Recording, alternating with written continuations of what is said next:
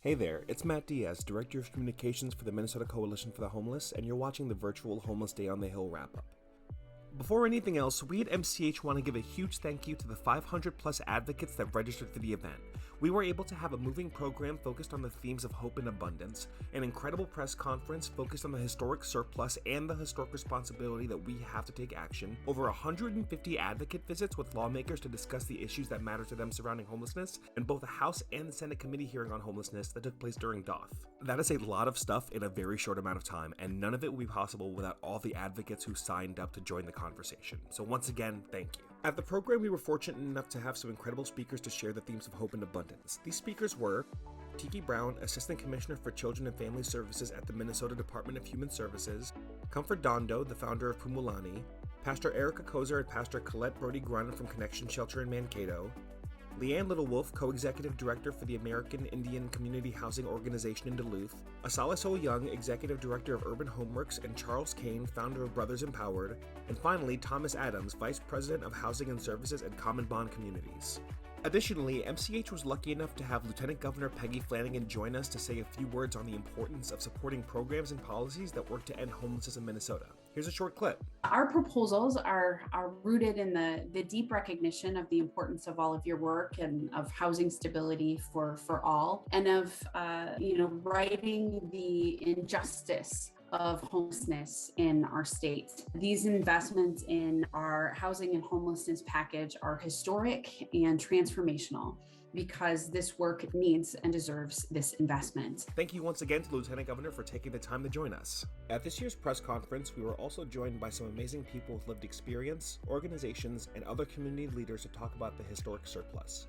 Those speakers were Renal Ray, the Chief Executive Officer of People Serving People, Ariana Daniel, Executive Director of Servants of Shelter in International Falls, Minnesota, Mary Riegert-Soyring, the Tribal Coordinator for the Minnesota Tribal Collaborative, Pam Hughes, Substance Use Disorder / New Moon Program Director for the Boys Ford Band of Chippewa, Nick Mohammed, Executive Director of Black Civic Network, Jason Urbanchek, Regional Experts Network member and homelessness advocate, James Lewis and LaRonda Lake from The Link, and Heather Acero, the Head of Youth Services with the Rochester Library.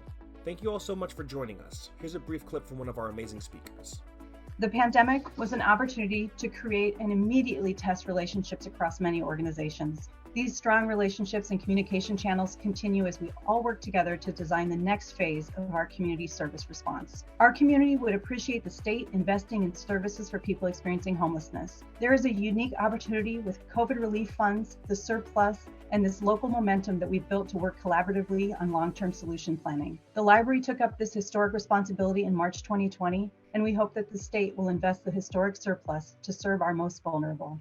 Last but not least, during Day on the Hill, MCH took part in both House and Senate committee hearings on homelessness, where they discussed several of the bills that were supporting this legislative session. Those hearings also featured testimony from some amazing advocates, including Catherine Mears, Executive Director from Avenues for Youth, Femi Ugun, Program Manager from Catholic Charities, Stacey Rie, Executive Director from the Violence Intervention Project, Aaron Gutsky, Executive Director from Think Self, Angela Conley, Commissioner from Hennepin County, Autumn Dilley, Outreach Coordinator for the American Indian Community Development Corporation, Dwayne Parker, Homelessness Advocate with Listening House, Jennifer Jorgensen, Case Manager with SEMCAC, and Mary France from AEOA.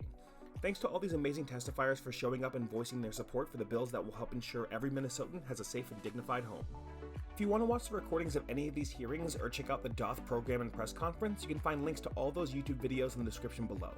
If you were someone who attended DOTH, you'll also find a link to an evaluation where you can give us some feedback about what you thought worked or what didn't work about this year's virtual Day on the Hill. Every opinion counts, so be sure to fill out the form and tell us what you think. Last but not least, we want to give one final thanks to our sponsors for making all this possible.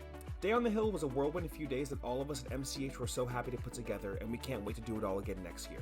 Once again, this is Matt Diaz saying thank you for your time, and as always, please remember, shelter saves lives and housing ends homelessness.